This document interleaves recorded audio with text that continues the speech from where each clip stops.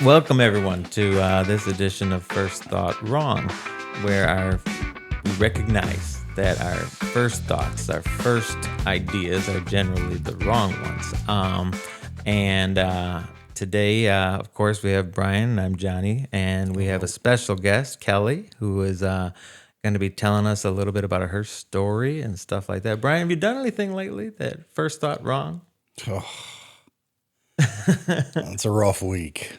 It's been a rough week. Yeah. So I was getting my car work done. I dropped it off over a week ago before I went to Miami. And the guy told me I'll have it done by the time I got back. So when I get to pick it up, it hasn't moved out of the spot that I had it parked in. And took it, went home, said call him the next day. When I called him, he wouldn't answer my phone, didn't call me back. I caught him in multiple lies. So going back, I drove back up to the shop, laid my horn on for like a good minute, and then went in there and raised a whole bunch of hell in front of other customers. So definitely shouldn't have acted that way.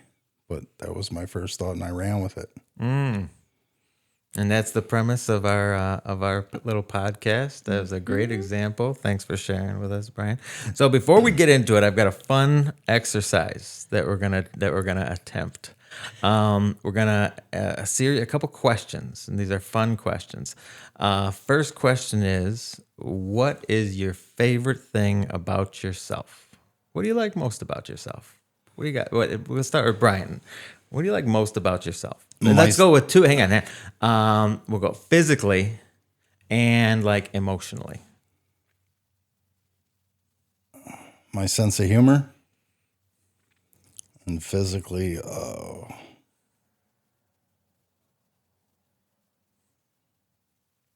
my traps. Your traps. Yes. Okay. Kelly, what about you? What's your favorite thing about yourself? Physically, my height, which I used to hate, but as an adult female, I really like being tall. And I guess from a character or a personality aspect, I have a growth mindset. That's been very important to me, just to not be stagnant. I know that I don't ever have it all figured out. So, yeah, I like that about myself. How about you? That's great. That's a great answer. My favorite thing, what I like most about myself is my desire to help people. I genuinely want to see everybody do better, and anything I can do to help people do better and be better, and in any way, shape, or form. That's what really charges me up in the morning, is seeing people do better. And then physically, the fact that I can grow a beard when others fail to do so. Fair enough. Yeah. And this whole premise was a lead-in just for that joke. So, but we had great answers in the meantime. So let's talk. Tell us a little bit about yourself. Tell us your story. Sure. I am a single mom of three. I want to say teenage boys, but two of them are adults now. I have an 18-year-old and a nearly 20-year-old, and then I also have a 15-year-old. I teach early childhood, so that's kind of just career-wise what I've been up to lately. But I am also active in recovery. I currently have a little over 4 years sober consecutively. Cumulatively, I'm at about 12 years sober from all the starts and stops that I have tried to get to this point. I'm thankful, grateful every single day for my sobriety and just one more day. So that is something that's a big aspect of who I am. I am a grateful believer in Jesus Christ. My faith is the foundation from which everything else flows in my life. So that's a big component of who I am as well. I am a fitness-minded person, pretty health conscious, and maybe it's part of my addictive personality, but working out is a pretty consistent part of my routine. It's one of those good addictions, though. It really it can be. I don't know if that's an oxymoron. Is good addiction? Good addiction. Is I that mean, an oxymoron? I think it outweighs a lot of the other things that I've been addicted to. But as somebody that's also struggled in the past with eating disorder, I've been to treatment for anorexia. I have to be careful too, not to let it get out of hand. But pretty health conscious. That's a pretty big component of who I am as well. A people person. I'm definitely big on relationship and connection and networking and all of those things as well. So I am a classically trained actress, so an educator by trade, but my minor in college was theater acting.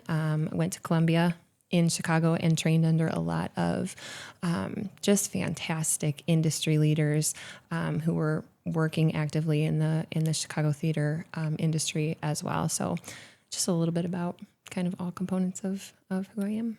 That's great. I'm also a theater guy. Hey. So was my whole high school career was. Yeah, we were the was, theater was geeks. theater, That's right. You know? It really because I could smoke a lot of weed and still go to theater practice, and Show up you didn't and- have to be too technical, and that worked for me.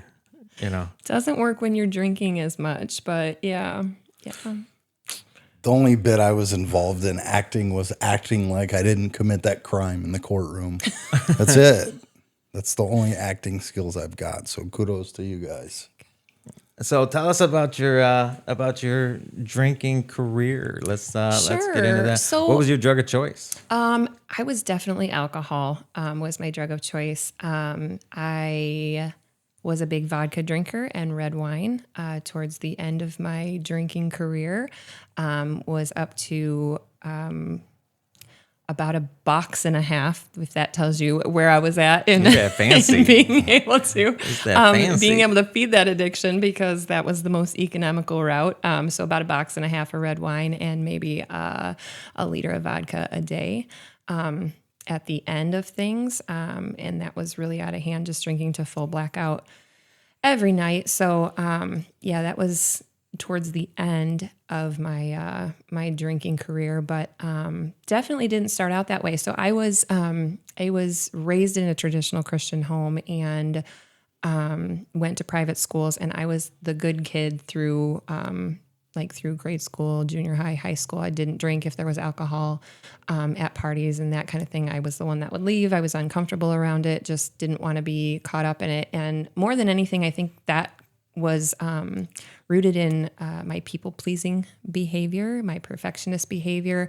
I didn't want to disappoint my parents. I had the fear of my father in me, and so I knew better than to be caught in a situation like that. And so just avoided it throughout, even throughout high school. And then the summer after high school, ended up hanging out with a friend of mine who had graduated previously, gone away to college. He came home and wanted to hang out, and he brought a 6-pack of, it was Ice House at the time. And as a first real drink, I mean, I'd had sips of wine or champagne, that kind of thing, sometimes at holiday celebrations. My family wasn't big drinkers, but my dad would, kind of allow us to indulge a little bit, just nothing major, but a sip or two here or there.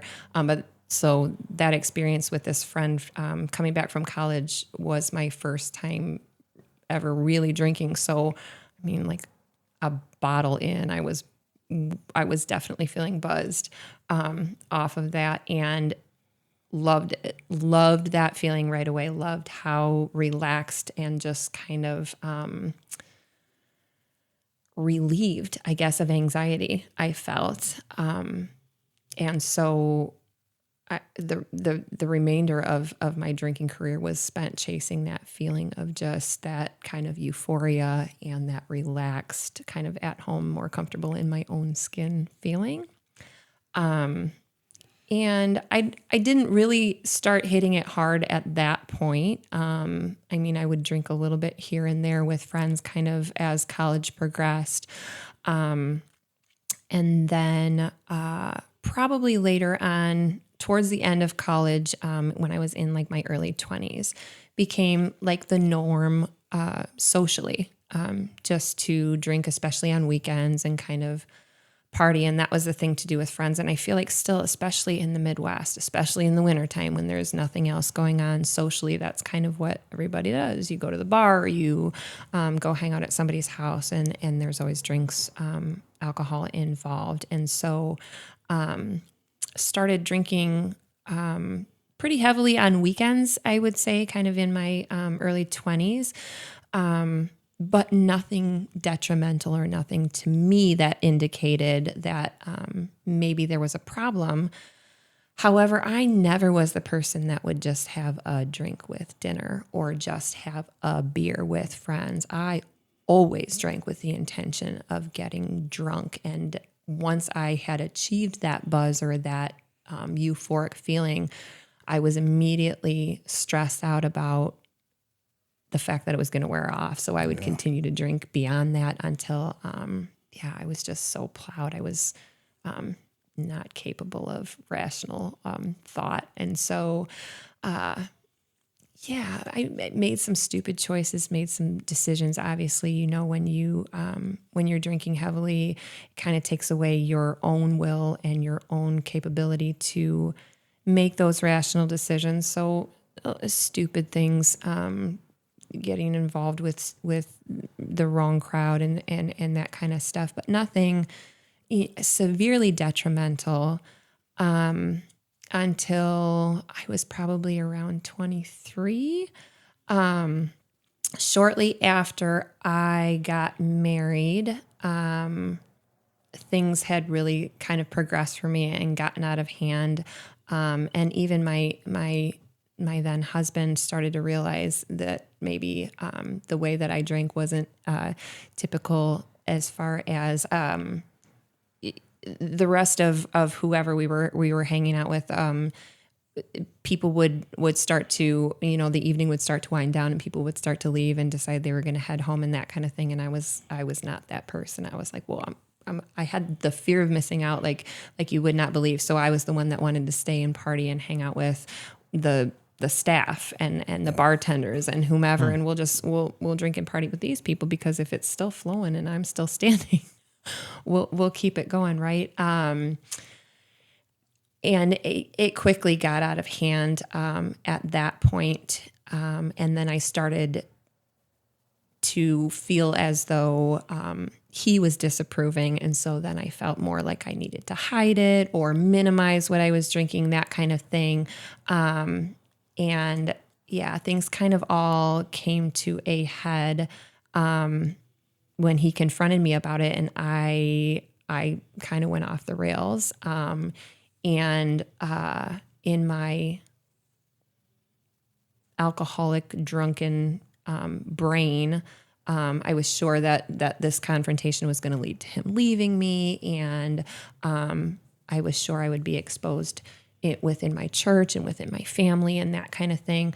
And even at that point, I was teaching kindergarten at a Christian school, and I knew that the way that I was living was contrary to the code of conduct that we were required to keep as an example to our students. And so I was sure I was going to lose my job, and kind of my life was going to fall down around my ears. And so in 2003, it was in, I believe, April of 2003. So just about 4 months after we had gotten married, that was the first attempt that I made on my own life, because at that point I really didn't see any way out of kind of the mess and the situation that I had gotten myself into. And I also didn't think I had it in me to do any differently.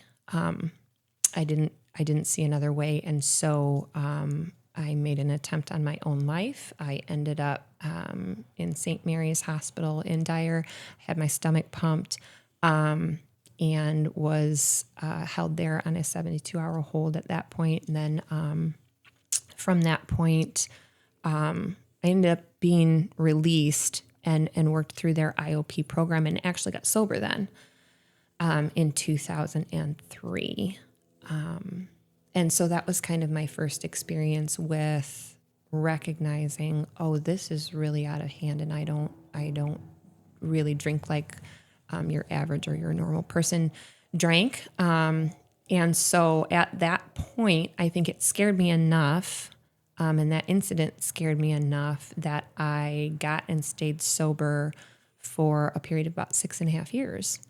And I started attending Celebrate Recovery at Faith Church, and that was a fantastic program. And I worked the steps with a sponsor in that program, and eventually after participating in that and being a member of that program for quite a while, I worked my way up into leadership in that program, and loved it and did quite well and was fine living a sober lifestyle, and kind of thought that I had things figured out. And I mean, I think as a lot of us know, we get to that point where we think we've got it handled.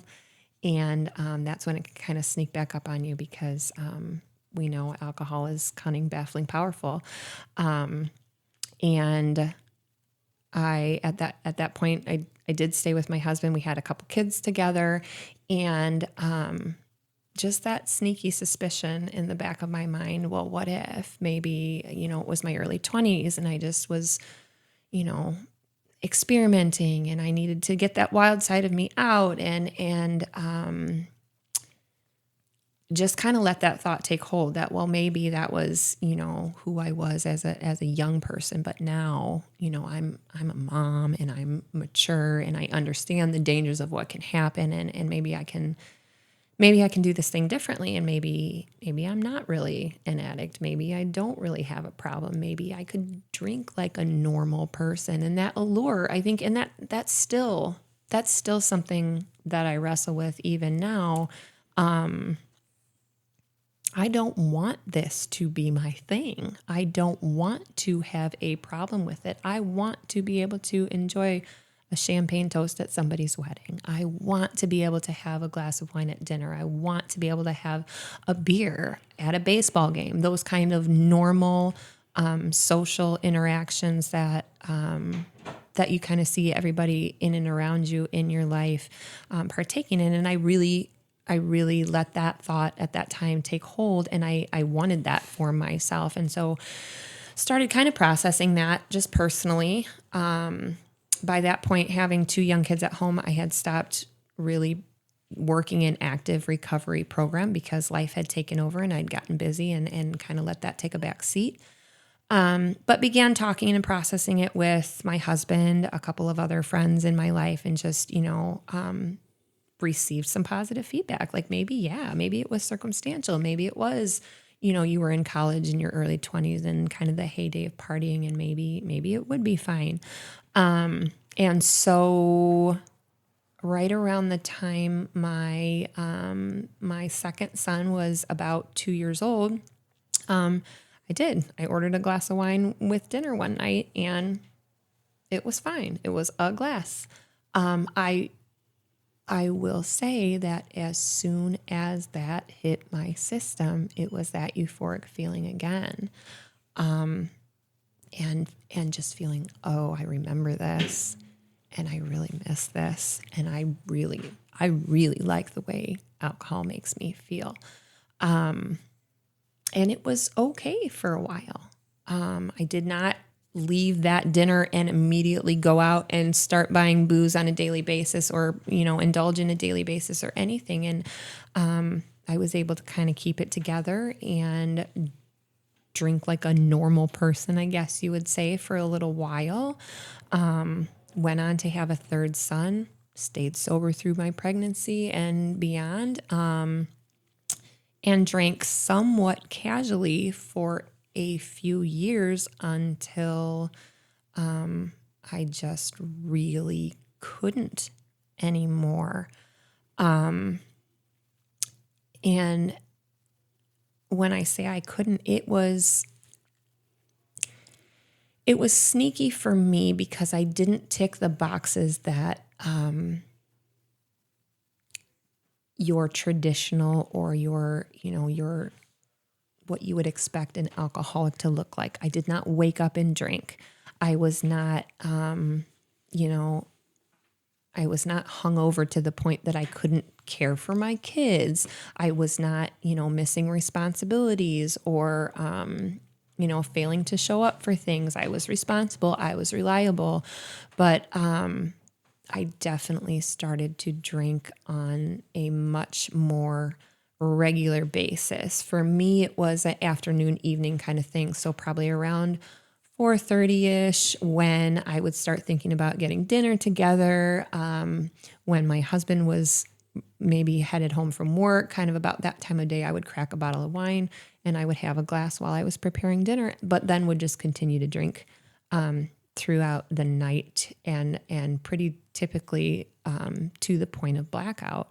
Again, I justified a lot of that because I wasn't hungover, which in retrospect I realize is not a great sign. If you're drinking enough that your body is acclimated to the point that it's not making you sick, then maybe that's more of an issue than you recognize, right? But I talked myself out of having a problem because I didn't get sick. I could get up. I could take care of what I needed to take care of.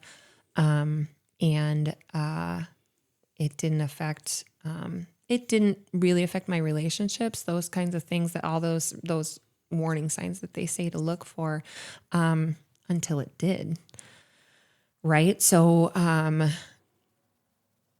again, I didn't recognize, but people around me started to recognize, certain habits or characteristics of my drinking that were different than other people's. So if we were going out for an evening, for example, I would drink and kind of pregame to get ready because I had a lot of anxiety surrounding drinking. So if we would go out, it would stress me out if the waitress didn't come to the table in time to take my order, to go get me a drink, to bring it back to the table if it was taking too long, that kind of thing. There was just a lot of anxiety around that. So I would pregame ahead of time so that I was feeling,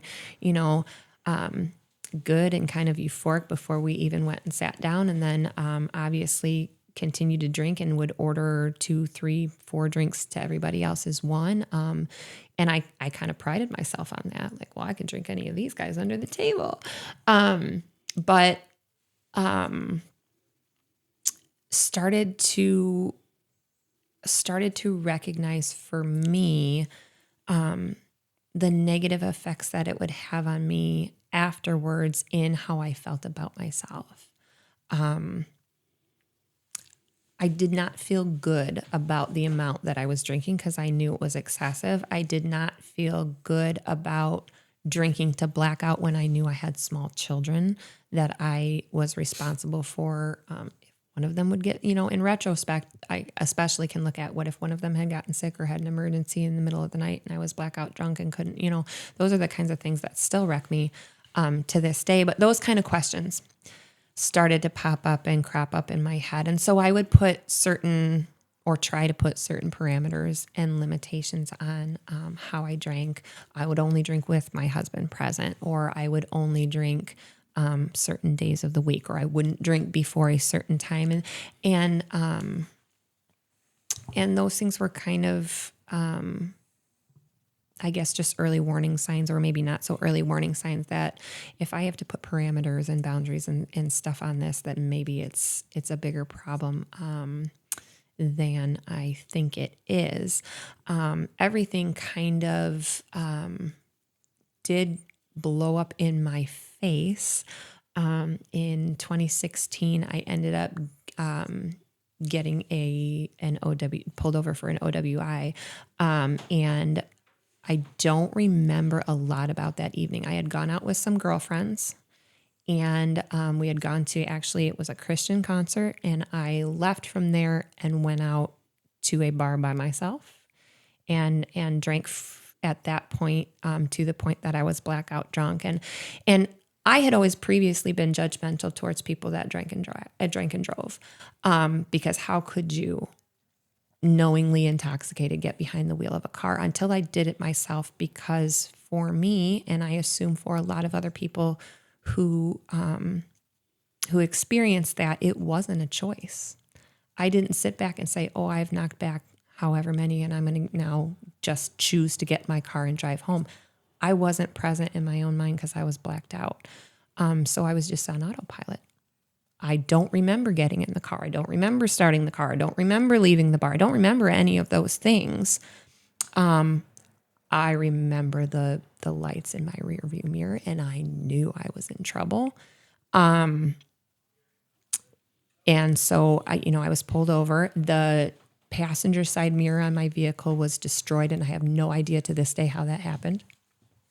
They asked me about that. I said, I don't know. I don't know what happened.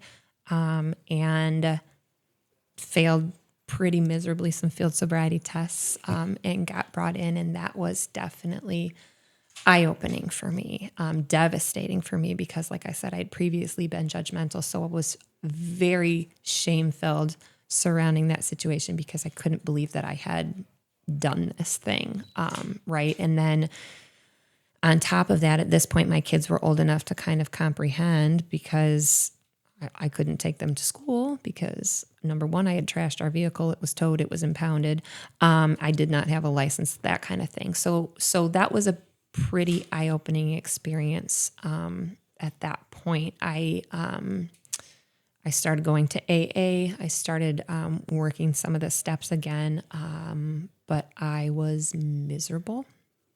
I was a dry drunk. I did not address any of the underlying issues surrounding what led me to self-medicate with alcohol, because I now recognize that that's what it was, but I did not delve into any of that stuff, and I just became a miserable human being because I was white-knuckling it, and it was terrible. It was awful, and I was probably about 4 months out from that incident, and I was like, I'm not doing this. I can't do it. I don't want to do it. And so I started drinking again. I kept it super secretive because, obviously at that point, nobody in my life thought it was a good idea for me to drink. But I knew that I was miserable. And so I kind of tried to do that and keep it secret. And, obviously you can't keep that, a secret when you're drinking to that level for very long. So, I think when I was confronted about that, that was kind of exactly how I explained it. Listen, I'm miserable. I don't want to do that. I don't want to live sober. I personally felt like I can't do that. I don't have the capability in myself to be able to not drink. And so I'm just this is what I'm going to do. And that I tried again to kind of put some parameters on it and tried to be more careful, especially with regards to getting behind the wheel. And it was pretty okay again until it wasn't. And it was in 2018, I had actually gone with a friend to lunch on the square, and it was a half bottle lunchtime, whatever the deal was. And I know that I drank at least 2 bottles of wine before I again got into the car. And this time I went to go pick up my kids from school in a full-on blackout. And that haunts me because I can't imagine looking at the face of the person that is supposed to love and protect you. And I showed up to get them from school. That was not okay. I pulled into the subdivision where their school was located, and I hit a light pole, which then came down on the top of my vehicle, and I kept going, and I pulled into car line with my car wrecked like that, and I passed out over the steering wheel. And another parent came and, panicked, was knocking on the window. They called emergency services. And I woke up, and when they told me, nobody knew necessarily what was going on. They didn't realize that I had been drinking, but they knew there was a medical issue, so they had called for an ambulance. And I heard that and panicked because I knew I was drunk, and I knew I had already had the one OWI in my record, so I knew that was going to be a problem. They brought my kids out to my car. My kids got into my car, and I took off with them in the car, which again haunts me to this day, but I did. Thankfully, and by the grace of God, there was another parent that was just, she recognized something wasn't right about the situation. She followed me out of that parking lot. And I started to lose consciousness again. And I drifted off the road on 231, managed to pull the vehicle over safely. And she thankfully came up to the car and said, you and the boys get in the car with me and I will take you home. And she did. She drove us home safely. And I'm so grateful that my boys were protected and that no one else was hurt in that incident. But they called my husband. He came home from work, and we both agreed we have to do something about this. Can't continue the way that it is. And he said they're going to come in and arrest you because the van had been left on the side of the road and obviously had taken out that light pole. So there were some legal issues to be dealt with there. And the decision was made at that point for me to go to inpatient treatment. And I left very shortly thereafter and I went to Transformations Treatment Center in Delray Beach, Florida, for a 30-day inpatient stay. And gratefully, I'm so thankful. I can't express enough how grateful I am that we had the means and the resources, and I had people in my life who could point me in the right direction and knew of that place, and that I was able to go down there and get the help that I needed. And once I was down there, really delved into some of the why behind what was going on with my drinking. And there was a lot of underlying things, but past trauma, some things from my childhood, that kind of thing, and a lot of just my own perfectionism. But it was a self-medicating tool for me. And so worked a lot with counselors while I was there in Florida. And then the follow-up treatment when I got home was obviously going to meetings, getting back involved in Celebrate Recovery and in AA, and then going to counseling on my own. So work in that program and really trying hard to stay sober.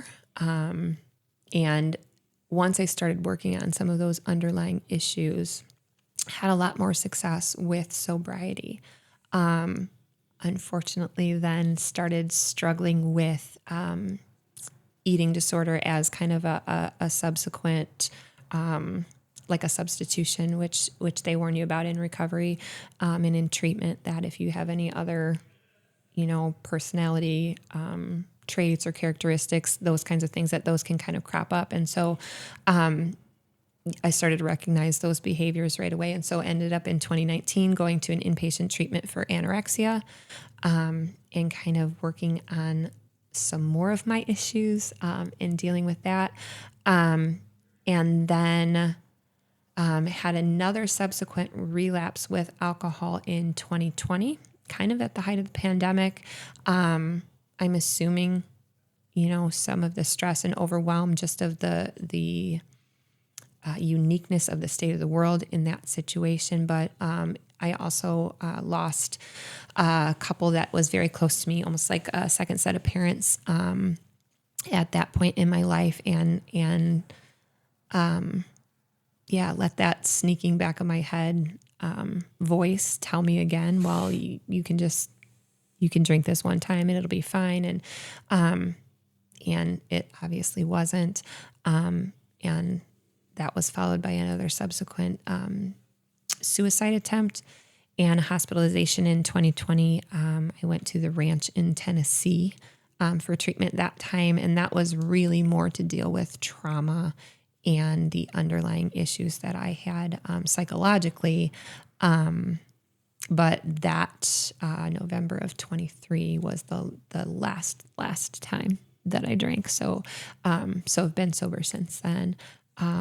And just cannot say enough how grateful I am to this day for waking up this morning and and not having to take a drink and knowing, just for today, that I don't have to pick up again.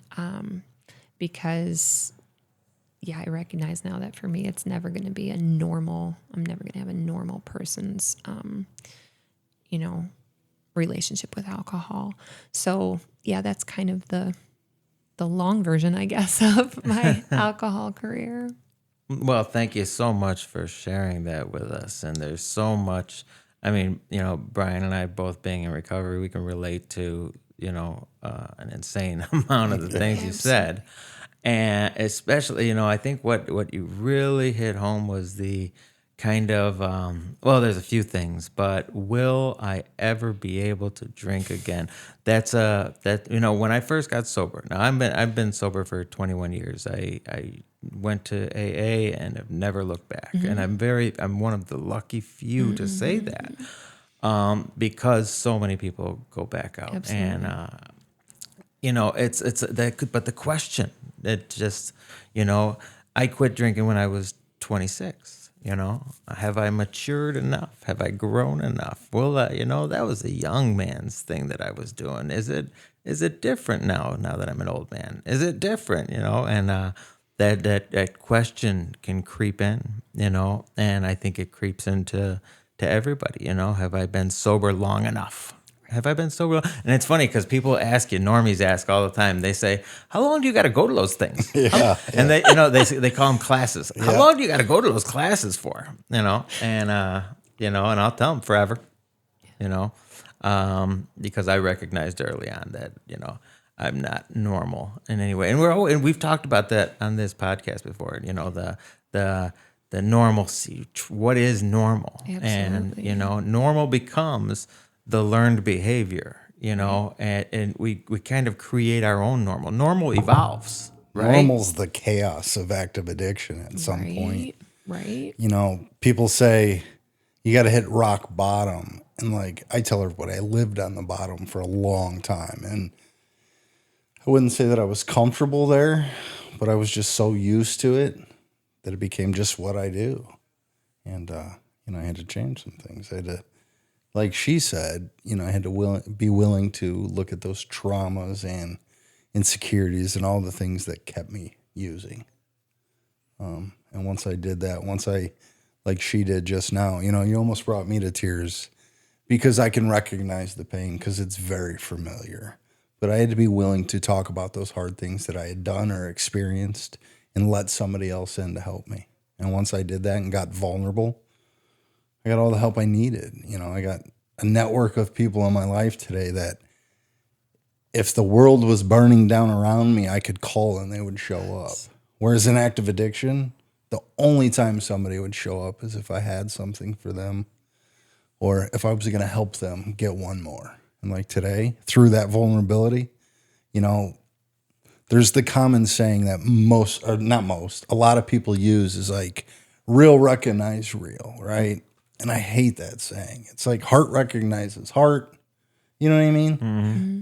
And in recovery, that's my experience. When I'm pouring my heart out and being authentic and genuine and being vulnerable, people can see that and people want to help. So here I am. Here we are. Right. Congratulations to all three of us because it's not an easy thing that we do on a daily basis. No, it is not. And I think one thing that resonates with me is you said, for you, when people ask how long, well, it's forever. It's forever. And the switch that I had to flip is I can't think about forever. I cannot think about, I can never have another drink again. I have to be sober forever. For me, it is solo por hoy, which I have tattooed right here because for me, it is literally one day at a time. So I can't drink today. It's not even I can't drink today. I'm going to choose not to drink today. And tomorrow I'll worry about tomorrow. Tomorrow I can decide about tomorrow. But for today, I'm not going to drink for today. And that's kind of how I have to break it down because forever's a long time. My kids are going to get married. I don't want to think about, I can't have a drink at their weddings or, I can't go on vacation and order a margarita or I can't. If I think about all that, if I start to future trip too much, I get overwhelmed and it feels like too much. So I just have to focus on today. And today I'm going to choose not to pick up. I knew right when I said forever that I had said the wrong thing. Yeah. All the people that are going to watch us are going to be, oh, what did he just say? He Can't say that around Yeah, us. you can't say that around us. But I mean, but when I'm talking to a normie, I can. I can say it's different. It is. It absolutely it is. It is. Yeah. We understand the language, though. Right. So We We that's really the do, difference. Right. And it's so funny because we can sit and share asinine stories to a normal person. They'd sit and listen to our stories and just be like, What? "What? Oh my goodness!" Like, dude, I did that every day of the Yeah. week Yeah. before noon. Yes.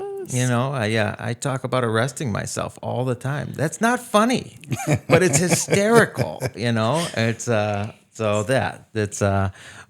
normies just think differently. Absolutely. But I've thought about you talked about how it just kind of creeps in and creeps on you, and I've thought about this a lot over the years. Could I just have one beer? Yeah, I could probably have one beer and I could probably get away with it.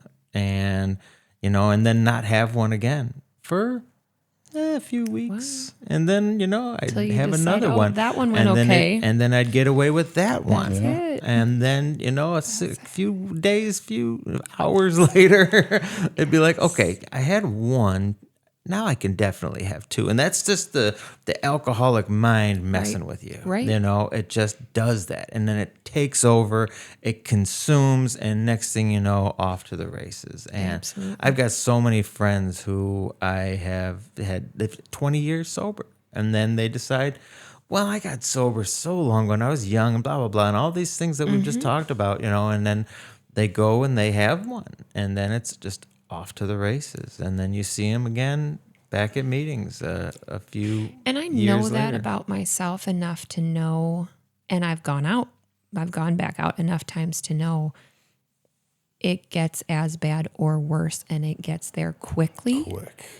And the thing now that keeps me sober most often is thinking through in my sober mind. I don't know that I have it in me to go through what it takes to quit again. And I don't ever have to do that again if I don't take the first one. I don't ever have to go through that stuff again.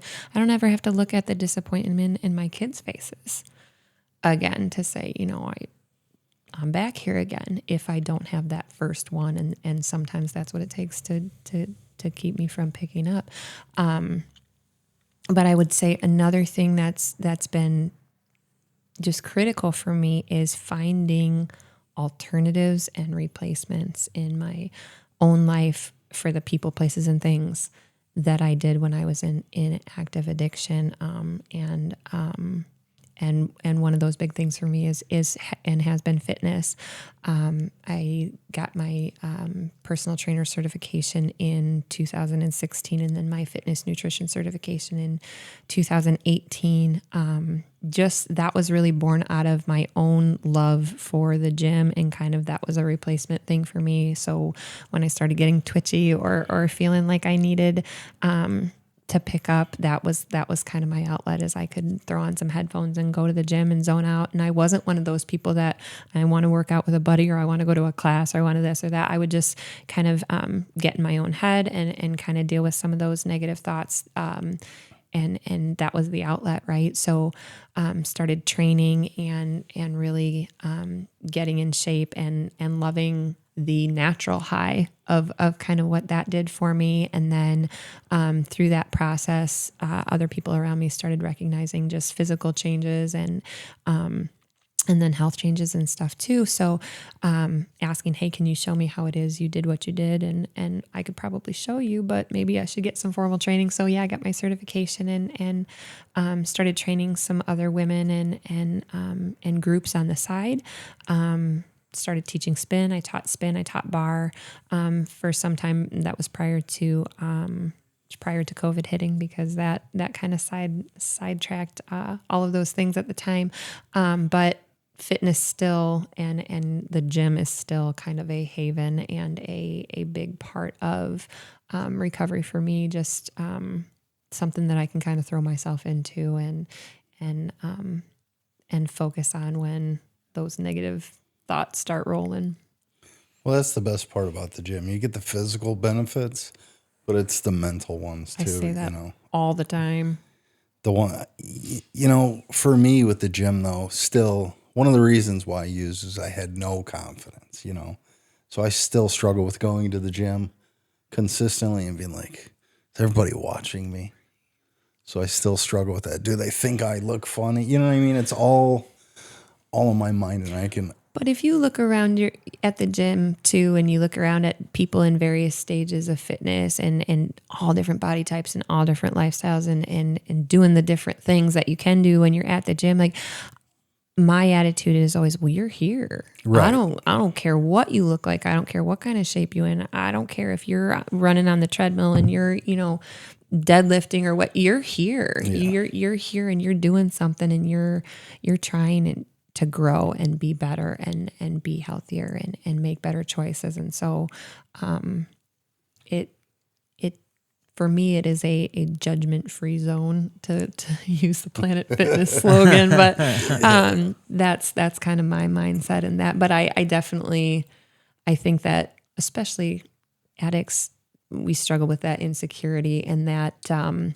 self-focus. Like everybody's looking at me, everybody's checking out. It's all about me all the time, of course. I'm the most mindset. important person in this gym right now because everybody wants to look at me. No. I think you just said it the best. Trying. People are trying. Yeah. As long as you're trying, that's the key. Keep going. Put one foot in front of the other, Amen to that. Everything worthwhile in life is hard. Getting sober is hard. Trying, and you said having to come back and try to do it again. Yeah. It's hard. Getting sober is hard. When you're out of shape, trying to go back to the gym and get into shape, it's hard, and it's just, the baby steps. Baby steps. People expect too much too soon. Go and do the little things that, equate to big things. I can't say enough about that because I think that when we put that expectation on other people, well, or even that expectation we put on ourselves, right? Especially think back to like New Year's resolutions and those kinds of things. Well, I'm going to go to the gym 5 days a week for an hour at a time. And that's how I'm going to get back at it. And you're setting yourself up for failure because if you're coming from a routine where that's not been a regular habit for you, well, now you're saying I'm going to go to the gym, so I have to have the gear and whatever. I have to have a gym membership. I have to spend an hour there. I'm not considering the commute to and from and the things that are going to start, scale that back, but scale that back like a lot. Like, okay, I'm going to do 10 minutes of body weight training at home 2 days a week. I'm going to do some push-ups in my kitchen while the coffee's brewing. I'm going to do, some body weight squats, whatever it is that you can do to kind of, and then once you start to get that built into your regular routine and you start to see and feel the benefits of that. And it's a trick I kind of used with clients in the past too, where I might not get you for an hour session 3 days a week right out of the box, but can you give me 10 minutes, 2 days a week? Yeah. And more often than not, those clients come back and say, well, 10 minutes went great. I did 15. And they're so high off the success of that it pushes them to go further rather than, the person I asked to do the 5 days a week for an hour, I didn't get there because it's confidence grows. Yes, absolutely. For me, this go around, what I had to do is the first couple times just show up to the gym. I didn't even work out. I went tanning and I sat in the massage chair, but it got me going to the gym. There, it got me in that habit or that routine. Right. And then the workouts followed. Yeah, for somebody that's never been into a gym setting too, go in and do an orientation or go with a friend and just walk around and see what it is. You don't even have to commit to doing anything that day, but till you get familiar and kind of comfortable with that atmosphere and that environment, like you said, just getting there. Yeah. I have a mental image right now of, and this isn't going to be good. You're not going to like this. I have a mental image of Brian at the gym, like sitting on the bench with a coffee and like a donut, yelling at other people. You know what? You're doing a good job over there. You know what? You keep Way it to up. go, guy. Cheerleading. You keep it up, everything's going good. Yeah. You're looking good, feeling good. You need a cheerleader, you know? Everybody needs a hype man. Yeah. Would they kick me out of the gym if I went in with a coffee and a donut just to be a hype man? That might be a new podcast. We might have to start a new podcast, Heck the Three yeah. Fat Guys podcast, and we'll go go to the gym and we'll be motivational speakers from the bench while Talking not everybody else while up. not working out. This, I'm telling you, this is my big idea. Copyright John Hayes right now. April 8th, 2025. Oh my goodness.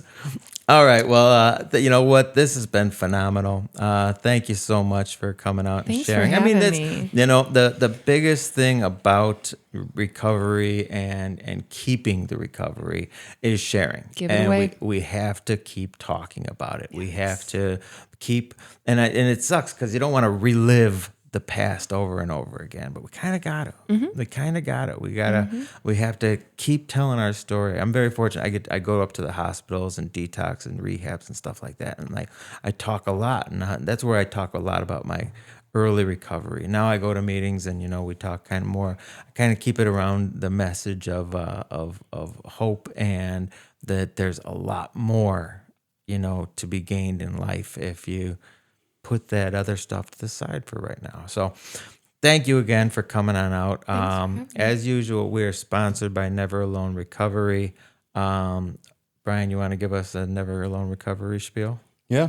So check us out, neveralonerecovery.com, Never Alone Recovery on Facebook, or also you can reach us at 1-855-831-9996. We're a complimentary resource for those looking for treatment options, whether it be sober living, inpatient, outpatient, detox. We can connect you to all those resources, counseling services, all complimentary, whether you've got no insurance, state insurance, or private insurance, or you want to be a cash pay. We can help you with all of that. So give us a call. You know, I think that having this be a part of our program is so essential, because it's one thing to talk about the problem, but you got to have a solution. Yeah. You know, otherwise we're just bitching. You know, honestly, you know, just talking about the problem. Okay, you know, addiction's bad. How do I fix it? Here's a fix. Call this I think number. even taking away some of that stigma and giving people the opportunity to ask for help, because that's hard, right? I always say the bravest thing I ever did was ask for help. Me too. Because it can be tricky. So it's good to know that there's resources out there. Yeah, well, thanks again for coming out and joining for us. I'm inviting sure me. you're going to have to come out here and talk with us again. Absolutely. And we'll make fun of Brian together. Sounds all like right. a plant. Thanks for joining us, and we'll see you next time.